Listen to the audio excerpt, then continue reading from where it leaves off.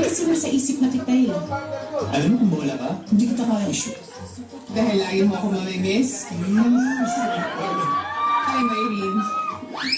Thank you, Lord, ha? Pandesal naman ang hinihingi ko sa inyo. Hamburger, binigay niyo. May fries pa. Ano ka ba? Nagkakagulo pa na. Mabaho? Hindi nga!